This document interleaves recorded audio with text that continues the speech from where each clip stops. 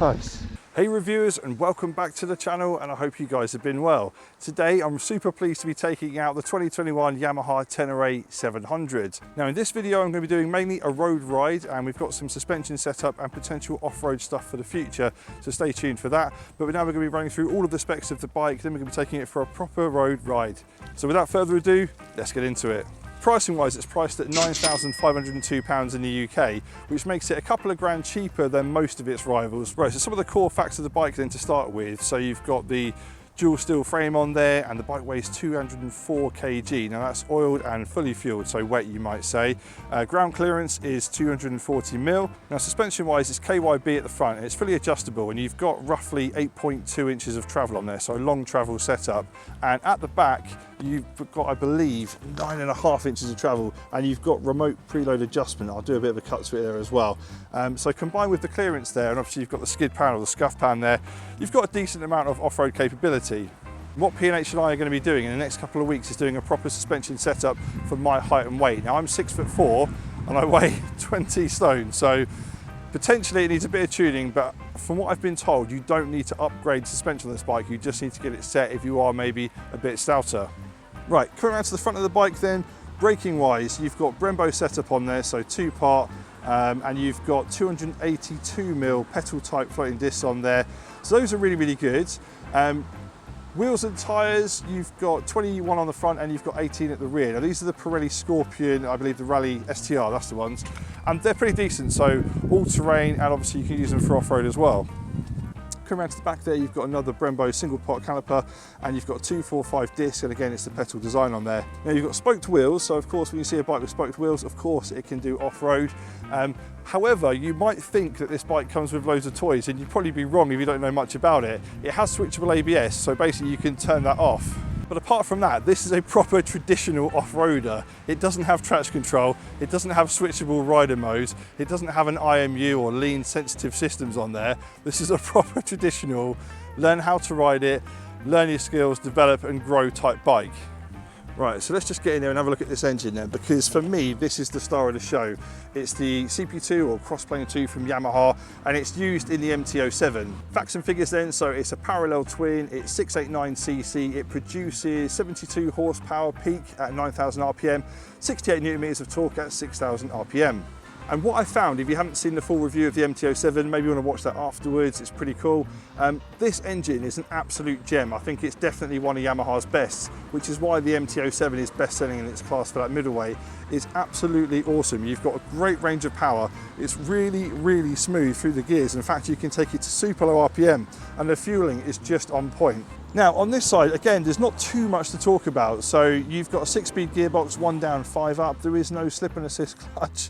There is no slipper clutch or anything like that. No traction control, but everything works very, very well. It's really, really smooth. It's something I guess you've got to kind of try, but take my word for it when I say it's a well put together setup. Exhaust wise, now, yeah, it's Euro 5'd up this bike, but it actually makes a pretty decent sound, and you can get some very good aftermarket cans for it.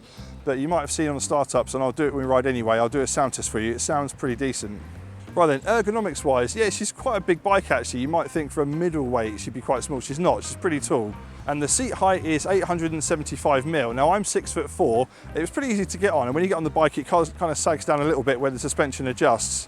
So it's not too bad, but if you are, you know, maybe a shorter person, you might want to look at getting the bike lowered, or maybe look at a lower seat option, but there are choices for you, so you can definitely make it your own. Now, fuel tank and range then, so it's got a 16 litre tank, and you should get around 46, 50 miles per gallon. It's always kind of a bit pie in the sky depending on your riding style. When you do a fill up, you've got to take this out properly. It's not one of those where it just pulls up, so you've got to take the thing out. Of course, it's going to be fairly cheap to fill up, being it's 16 litres, but fuel prices, we should be looking at around 200 miles from a full tank. Coming around to the front of the bike then, so yeah, it means business at the front, right? It's very much kind of Dakar rally style, and of course Yamaha have had great success with this bike in the Dakar rally raids, so absolutely awesome.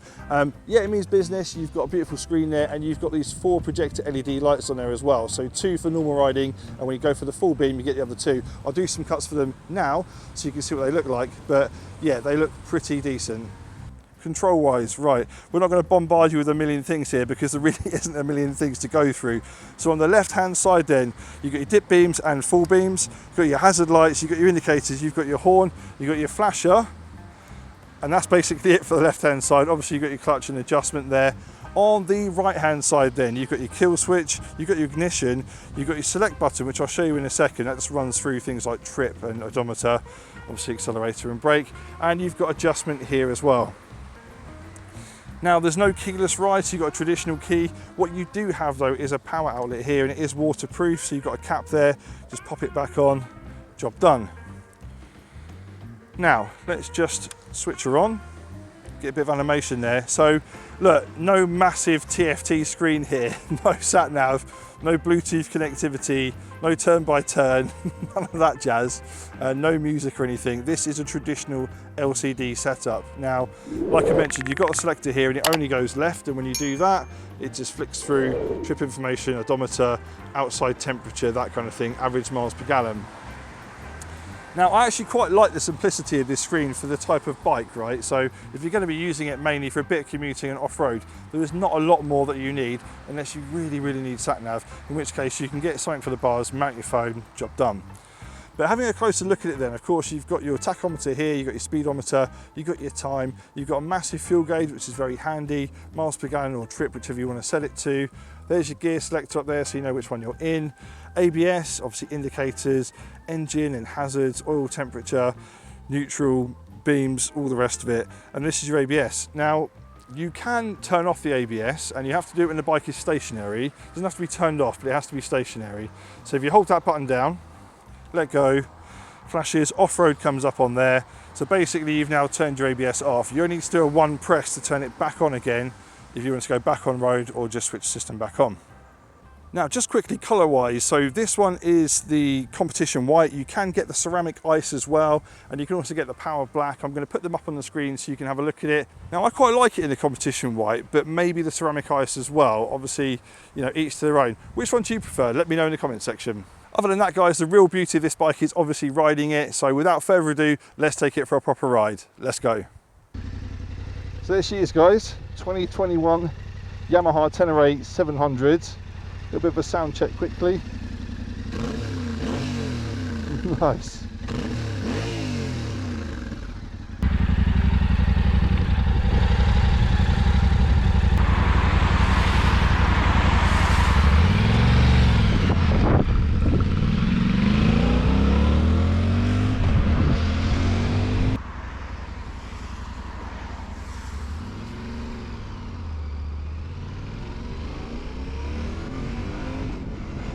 Woo!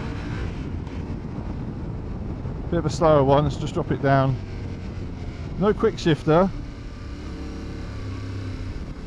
There you go. Bit of power out.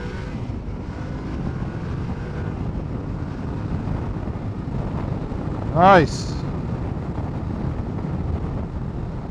Yeah, you know, back roads, you know, B roads, that kind of thing, your country roads. Absolutely perfect for the CP2 engine, and perfect for the Tenere 700 in that case. It just handles it so well.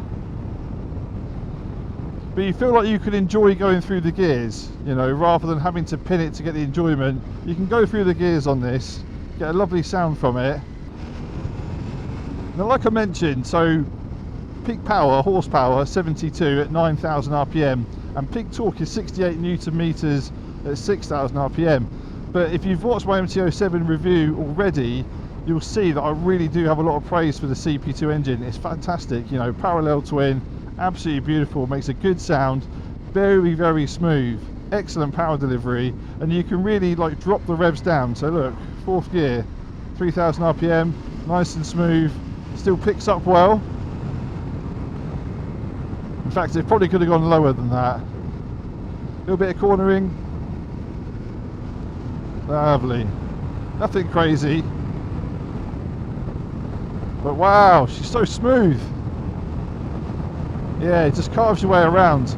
And obviously the height that you get from this bike as well is a very commanding position. Confidence inspiring through the corners. Absolutely awesome. Alright, so a bit of a dual carriageway section here then, guys. So got it in 5th, so get that up into 6th. It's only going to be a really quick bit. Now bearing in mind I'm 6'4", and I'd say I've got pretty good wind protection. I think if you're going to do proper touring for it, you're going to want to get a slightly different screen or like a spoiler to go on the top. There's a little bit of wind kind of buffeting at the top here. You know, that's kind of like 60 just over miles an hour, but it's not bad at all. It really isn't bad. Would you want to hit your grips for touring? Yeah, maybe. Creature comforts, but you know, up to you. Now look at that. Do I detect some sunshine? Oh baby, yes, that's what we need. That's what we need. Right then gang, so I mentioned about the dual carriageway bit, and obviously a little bit through the country lanes there as well. Just kind of pootling around, it's actually very comfortable. Ergonomics are great. Seat height, like I mentioned, the walk around is 875mm, and the comfort so far, yeah, it's pretty decent. It's pretty decent. Visibility is fantastic. Obviously very commanding position where you're at here. Everything works well. Mirrors are great. The reach to the bars, now I'm 6'4", so obviously I'm quite a tall guy. I've heard some feedback, people say the reach is a little bit too much. I think it's actually spot on. I think it's really good, and it's also really comfortable when you stand up. So that is also very cool, because I might be doing some off-road on, hopefully, this bike or one very much like it in the near future. But yeah, ergo's really good. Obviously the controls, there's not a lot to them really. ABS, I'll show you in a second, we can turn it off. But yeah, there's really not a lot to worry about. You've got your ignition, you've got your mode selectors, to be fair, in terms of what information you've got. You can do that. You can use this little selector button here, and it will change through current MPG, average MPG there, your trip, I think odometer as well. Yeah, there's the odometer. Outside temperature. So yeah, you've got that you can play around with if you want to. But to be fair, there's not much that you're going to mess around with. Something you do get when you're driving or riding economically, you do get a little eco symbol just in there, which is pretty cool. Obviously you've got your gear selector, which is great, tachometer and your speed, your time. Big chunky fuel gauge there, which is fantastic. That's good to have, and it's nice. I quite like the fact that it's actually, you know, simplistic and big design there. Really good. So everything in terms of that works very well. Ergos are great. The gearbox, like I mentioned, it's, you know, 1 down 5 up, and it's so smooth. Absolutely awesome. Yamaha really nail it in terms of the mechanics and the feel of it, and the clutch is also really good, and there's nothing really fancy about it, you know. But that's the beauty of this bike. That's what I really like about it. It's the purity of the experience. You've got ABS that you can turn off, but other than that, it's you and the bike. Now, suspension, when you get on the bike, obviously the travel beds down a little bit, and you know, like I mentioned in the walk around, you've got roughly, to keep it simple, 8 inches on the front. I think it's 9.5 on the back, and in terms of clearance, you've got 240mm. When you get on the bike, it kind of drops down a little bit, but it would, right? Because the idea is to keep it kind of floating, and you've got that perfectly suspended balance on the bike, and it works very well. I have, you know, having had a chat with some of the guys at P&H, they did say that, you know, being a bigger, heavier chap that I am, and you know, some of you guys out there might be too as well, some of us might need to have the suspension adjusted, but you don't need to replace it. Whereas on my ZH2, as a direct comparison, I think I probably need to change the rear shock rather than get it adjusted. I just don't think it's, you know, up to spec. But a lot of the guys honestly say that everything you've got here is absolutely spot on for most people. It just needs to be adjusted to your weight. But the factory settings, if you like, I mean, in my opinion, from my experience, yeah, it works great. What it's like off-road, yeah, that bit I can't really say at the moment, but stay tuned, as I say, because we've got some stuff coming up. Speaking of what might be coming up, actually, what we are definitely doing with this very bike, in a couple of weeks' time, I'm going back to do an MT09 for P&H Motorcycles, and we're also that same day doing a suspension tune for my weight for this bike, and then I'm taking it back out again.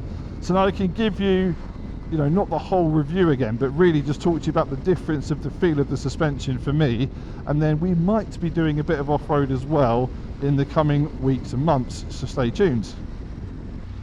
Tractor, plenty of those around these parts. So being 6'4", just while waiting for the tractor here, my feet are pretty much flat. There's a tiny bit of me having to tippy toe, and I'm 6'4", right? So if you're slightly more vertically challenged, you might want to consider either dropping it a little bit, as in lowering, or potentially looking at some, you know, seat options, because you can, I believe, get a lower seat option. Hey chap, lovely bike. But yeah, all good. So town riding, just kind of through here then at the 30s, it's super smooth. So if you look, we're in 4th gear, just under 3,000 RPM, and look how well behaved it is. Look at this bike. Hey chap. Oh, beast. Hey guys. Awesome. But yeah, it's so well behaved. It's beautiful. The fueling, honestly, I say it every time on a Yamaha, but the fueling, they just really tune it. Finely tuned like a piano. I've used it before, but honestly, they're so well tuned, because not every manufacturer is like this. And believe me when I say it, oh, I test a few bikes, but the fueling is so good. Look, open the taps there, and it just kind of bursts into life, but it's so smooth with it. Really smooth. I can see why a lot of people would say that for this type of machine, like that kind of middleweight adventure bike, you know, dual sport if you want to call it that, because you're going to use it for road, I would imagine, as well as off-road. It's just the right amount of power. Now, of course, the KTMs, you know, they're a step up potentially in toys, definitely, and, you know, maybe the class as well. Definitely power and torque, so you get more gadgets, but it's also a step up in the price as well. And I put the prices on the screen, but there's a fair difference between them. So I guess you've got to ask yourself, do you need the extra power? Because for a lot of people, you probably don't. If it's pottering around at all of the usual speed limits, green laning, adventure, off-road, for most people, because of how torquey this bike is and the characteristics of the CP2 engine, I don't know. Let me know what you think in the comment section. I think it's probably all the power you need, and it's a real bargain, you know. It's an absolute steal at that price. I did, if you haven't seen it already, I did like my first ever taster of doing off-road. I say off-road, more like green laning, on the Royal Enfield Himalayan. I'll do a little pop-out actually so you can see it, maybe watch it after this. But that was my first ever taster into off-road, and, you know, I really enjoyed it. I would say, you know, I got the bug, so I have been making inquiries actually with a few people to try and see if that's something I can arrange and set up for the channel, because it's going to be educational, right? And, you know, it's not coming from an angle of I'm good at off-road, watch me. It's completely the opposite. It's going to be, I don't know off-road, but I want to learn and I'm intrigued by it, you know, join me on the journey type thing. So yeah, keep an eye out for those, because I'm working on a few bits, and you know, I definitely want to try and bring in some more like off-road green laning bits to the channel. But yeah, instantly just getting on the bike, it's super easy to ride. I like the layout of everything. I actually like its simplicity, because like we've mentioned, it doesn't have a raft of features. It hasn't got a massive electronic suite of goodies. Basically, you can turn off your ABS and that's it. And that's it. But I love it for that. I love the simplicity of it. I mean, let's be honest, all of the engineering really that you want for the most part, you want to begin with things like the engine, you want to begin with things like your gearbox. Does it work well? Is the suspension right? You know, does it work well for you? Does it handle well? And I'm pleased to say that without any kind of setup, the bike handles really well, but I will give you my feedback once it's been kind of more tuned for my height and weight. Now, all in all, you know, I mentioned about the ergonomics, just kind of coming back to those. The seat is quite thin, both from a width, I guess, and height perspective. It's not like the most generous of seats. But to be fair, it's actually really comfortable. It's a whole lot more comfortable than what I thought it was going to be. I thought going onto this, it's going to be just this thin, like, bit of a gesture of a seat, you know, a bit of a gesture. You get on it and you're like, ooh, it doesn't have much there at all. Because sometimes, you know, you want a bit of comfort for your derriere.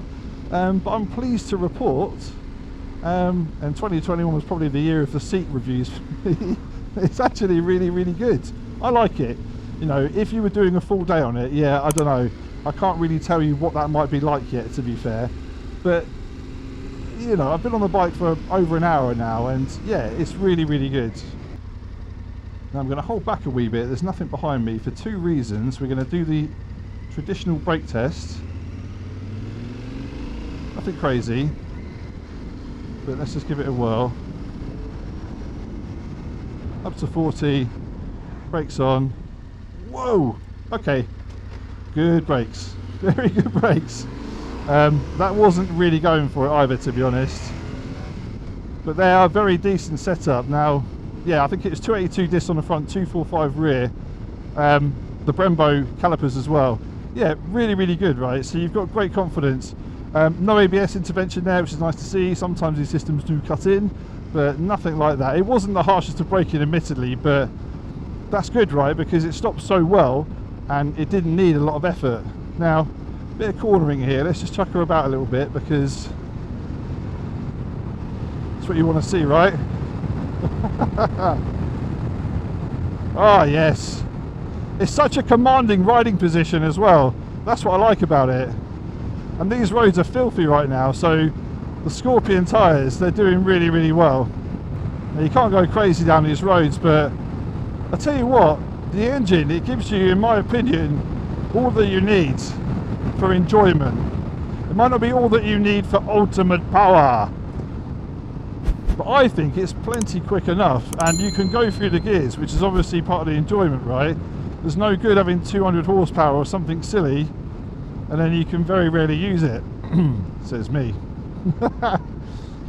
So guys, just to kind of summarize then, the bike starts at £9,500. It doesn't have a ton of electronics on there, but it does have switchable ABS, and it's got a really proven off-road capability, and I'm hoping to test that for you guys as well. Cracking engine, very, very good power, excellent torque, and the range of which you can use it, hey chap, is absolutely awesome. It's so forgiving on the fueling, really, really good. Gearbox, very, very smooth as well. I think it's great. And ergonomics, you know, and comfort, super, super good. Very simplistic design, but I think that's part of its charm. So yeah, if you were looking for, you know, access to green laning and adventuring, and you know, you want to do it on a sensible budget, I think the Tenere 700 from Yamaha is a great choice. I think you should definitely check it out and see what you think. Maybe if you can, line it up with a side-by-side type ride, because when you're buying, that's one of the best things you can do, right? Take a bike out, go back from the same dealer if you can, take out the alternative, you know, whether it be a Kawasaki or a KTM, or you know, maybe even a Triumph, who knows. You've got the Tiger 900, which is probably not a bad shout either. But yeah, try and take them out and see what you think. But overall then guys, I just think it's a cracking machine. I think Yamaha have done very well with it. It's priced well, it does the job. We're going to set up the suspension, so stay tuned for that bit. I'm going to try and see if I can sort out some off-road stuff one way or another and then link it back, but stay tuned on the social and I'll let you guys know. Yeah guys. Right then gang, up in front of you is a link to a video that you might like. If you don't click on it, you'll never know. Thanks to P&H Motorcycles for loaning me this bike today, really appreciate it. And guys, I hope you enjoyed the video. And if you did, give it a thumbs up because that really helps me. And as always, thanks for watching, stay safe, have fun, and I'll see you on the next one.